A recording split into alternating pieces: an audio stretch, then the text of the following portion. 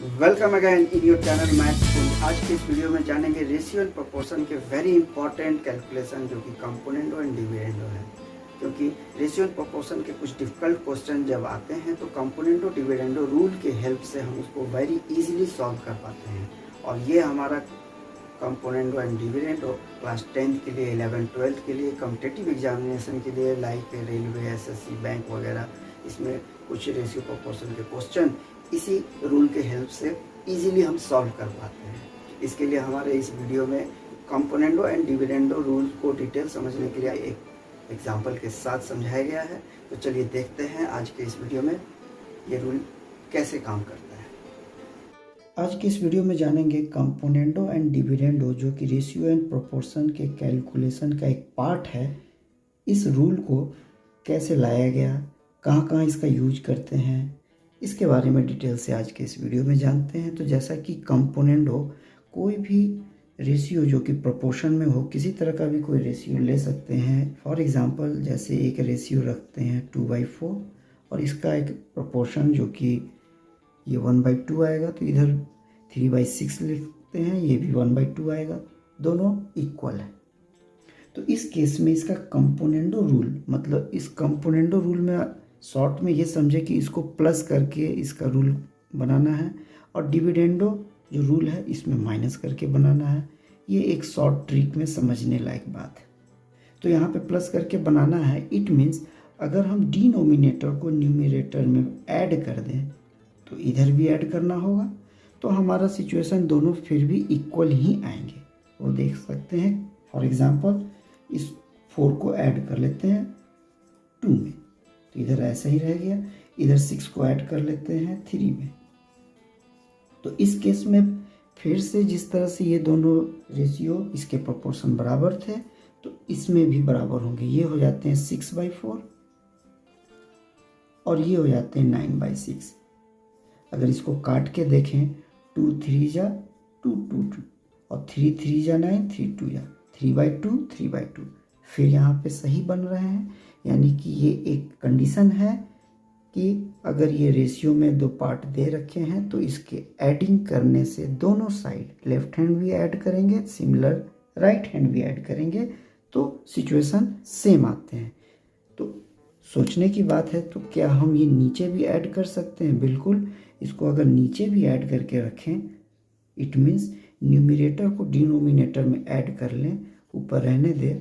यहाँ पे 2 + 4 अगर लिखें तो यहाँ पे वही सिचुएशन करना होगा, यहाँ पे 3 + 6 लिखना होगा। तो इस केस में ये दोनों फिर भी बराबर होंगे। वो कैसे? 2/6 हो जाते हैं, ये 3/9 हो जाते हैं।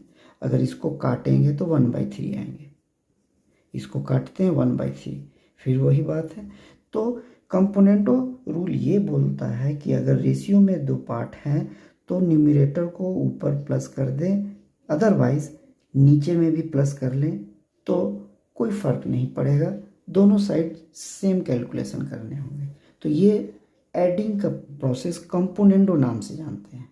सिमिलरली यही चीज़ डिविडेंडो में अगर देखें, जैसे 2/4 है और यहाँ पे 3/6 है, तो डिविडेंडो रूल ये बोलता है कि न्यूमरेटर हो या डिनोमिनेटर, माइनस करने से भी कोई फ़र्क नहीं होगा। तो वो देख सकते हैं, जैसे कि यहाँ पे अगर माइनस करना है, यहाँ से पहले अगर माइनस कर ले 2 - 4, तो यहाँ पर भी ये माइनस करना होगा 3 - 6। डिनोमिनेटर को न्यूमरेटर में माइनस कर लिए, तो सिचुएशन क्या आया? -2/4, जो कि कट के -1/2। यहाँ पे आया -3/6, ये भी कट के -1/2, फिर दोनों बराबर है। तो डिविडेंडो रूल ये कहता है कि हमारा न्यूमरेटर और डिनोमिनेटर के किसी एक नंबर को अगर ऊपर या नीचे किसी में भी माइनस कर लें, लेफ्ट हैंड और राइट हैंड दोनों साइड में, तो कैलकुलेशन में कोई फ़र्क नहीं पड़ता है।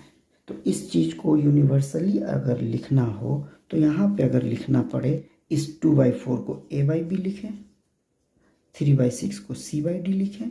तो कंपोनेंडो रूल बोलता है कि डिनोमिनेटर को ऐड अगर कर लें a + b करके,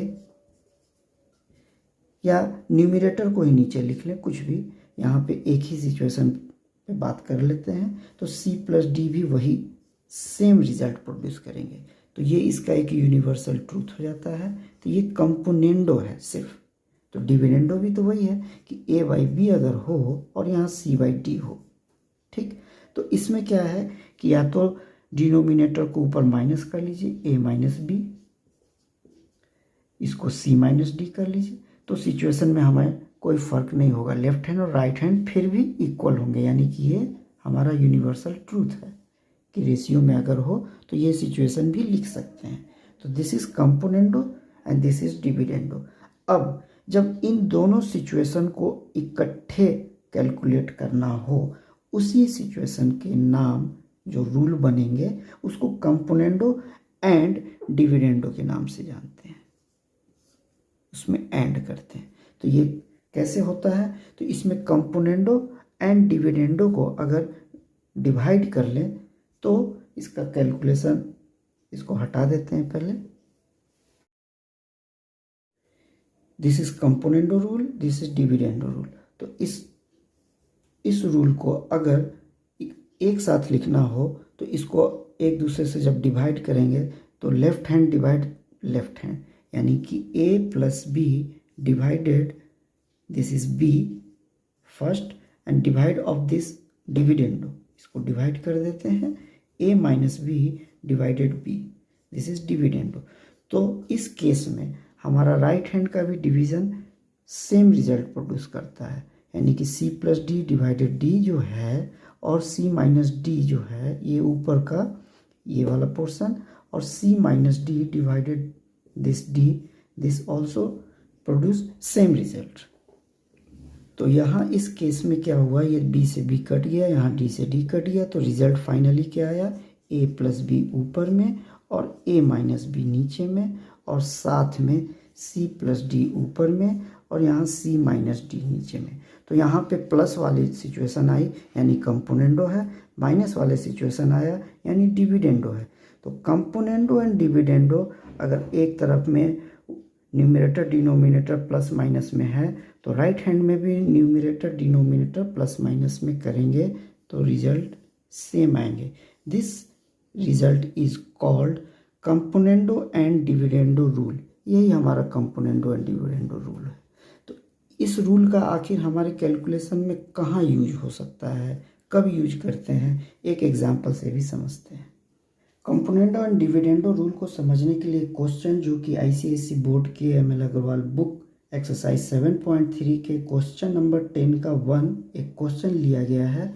इस क्वेश्चन में ये दिया है कि this equal to 3 find X. ऐसे सिचुएशन में एक्स को फाइंड करना है तो ये एक रेशियो है और इसको एक प्रोपोर्शन में दिया हुआ है। ऐसे क्वेश्चन को हम कंपोनेंडो डिविडेंडो रूल से सॉल्व करते हैं। जैसे ये पूरा पार्ट यहाँ से लेके यहाँ तक ये a है, ये पूरा पार्ट डिनोमिनेटर में b है, इक्वल टू ये 3 है तो यहाँ c और d होना चाहिए। तो 3 के नीचे 1 समझ लिए, ये d के जगह पर। तो ऐसे सिचुएशन में ये a और डिनोमिनेटर में b अगर हो तो ऊपर में a प्लस बी इस साइड लिखते हैं तो इस साइड भी c प्लस डी रहना चाहिए। डिनोमिनेटर में a माइनस बी लिखते हैं तो इस साइड भी c माइनस डी होना चाहिए। ये इसका रूल बोलता है। इसके आधार पे जब ये सॉल्व करेंगे तो बड़ी आसानी से सॉल्व होगा। तो यहाँ पे जब सॉल्व करने बैठेंगे तो ये रहा ऊपर का पार्ट, ये पूरा का पूरा लिख लेते हैं। तो यहाँ पे ये न्यूमरेटर का a यहाँ से यहाँ तक, डिनोमिनेटर का √2 minus x minus √2 plus x, ये डिनोमिनेटर का ऐड करके लिखना है और यही चीज़ नीचे माइनस करके लिखना है। और इस साइड में जैसे यहाँ पे a प्लस बी लिखे हैं तो यहाँ पे c और d जो है 3 प्लस 1 होगा और नीचे 3 माइनस 1, और इसी तरह यहाँ पे भी ये a माइनस बी होगा जो लिख लेते हैं। तो लेफ्ट हैंड में नीचे में हमने a माइनस बी, ये b डिनोमिनेटर में जो नीचे इतना था √2 माइनस एक्स माइनस ये लिख लिया। अब इसको जब सॉल्व करेंगे तो बड़ी आसानी से सॉल्व हो जाता है। वो कैसे, यहाँ तो प्लस है और ब्रैकेट को हटाएंगे तो अंदर साइन में कोई चेंज नहीं होगा। It means as it is √2 plus X, √2 plus X, एक प्लस में है एक माइनस में है तो ये दोनों कैंसिल हो जाएंगे। तो ये दोनों को कैंसिल कर लेते हैं, ये दोनों कैंसिल हो जाते हैं। सिमिलरली जब हम यहाँ पे ये ब्रैकेट को ब्रेक करेंगे तो ये यहाँ पे माइनस और ये माइनस माइनस ये प्लस हो जाएंगे। यहाँ पे ये प्लस का सिंबल हो जाएगा जब ब्रैकेट हटाएंगे तो इट मीन्स ये -√2 2 माइनस एक्स, √2 माइनस एक्स, तो ये दोनों सेम है, यहाँ पे ये कट हो जाएंगे। तो इसको सिंप्लीफाई करके यहाँ पे लिखते हैं। तो जैसा कि ये दिख रहा है कि √2 minus X, √2 minus X same to same ये नंबर है, तो ये 2√2 माइनस एक्स हो जाएंगे। सिमिलरली ये √2 प्लस एक्स इधर है, ये माइनस माइनस अब ये जो प्लस हो गया है तो प्लस प्लस प्लस, फिर से ये 2 हो जाएंगे। कौन सा? तो ये 2 प्लस एक्स वाला। और इस साइड में हमारा क्या बन गया? ये बन गया ऊपर में 4 नीचे में 2, जो कि काटेंगे तो 2 2 या 4, तो 2/1 इस साइड में हो गया, इधर का ये 2 कट गया। अब यहाँ लास्ट क्या बचा कि ये रूट इसके ऊपर भी है, रूट सेम इसके ऊपर भी है, तो ये दोनों रूट एक साथ, तो 2 माइनस एक्स 2 प्लस एक्स, ये पूरा एक साथ दोनों रूट साथ में हो गए, तो इधर 2/1 हो गए। रूट को इस साइड लाएंगे तो स्क्वायर में कन्वर्ट हो जाते हैं।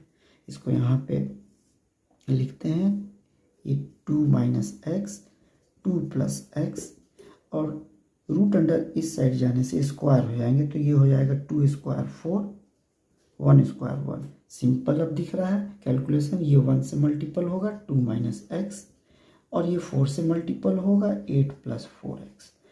8 इस साइड में आएगा, 2 माइनस 8, तो ये हो जाएगा -6, माइनस एक्स इस साइड आ जाएगा तो 4 प्लस एक्स 5x। तो इस तरह से हमारा x का रिजल्ट निकल गया, x इक्वल टू -6/5। ये सिंपल फाइंड करने का तरीका। तो ऐसे सिचुएशन के क्वेश्चन हमेशा CND रूल से ही आसानी से सॉल्व होते हैं। तो आई होप आप लोग अब अच्छे से समझे होंगे CND रूल कहाँ और कैसे यूज होते हैं। Thank you. आई होप आज के इस वीडियो में अब आप अच्छी तरह से समझे होंगे कंपोनेंडो एंड डिविडेंडो रूल कैसे अप्लाई करेंगे और ये कैसा होता है। आज के इस वीडियो में यहाँ तक वॉच करने के लिए मैनी थैंक्स। और हमारे जो न्यू व्यूअर इस वीडियो में आए हैं उनसे प्लीज़ रिक्वेस्ट है, support and subscribe and like this video, और हो सके तो आप अपने फ्रेंड को ज़रूर शेयर करें ताकि उनको भी कुछ हेल्प मिल सके। और इसी तरह हमारे इस चैनल में बने रहने के लिए मैनी थैंक्स। नेक्स्ट वीडियो में मिलते हैं, तब तक के लिए थैंक यू।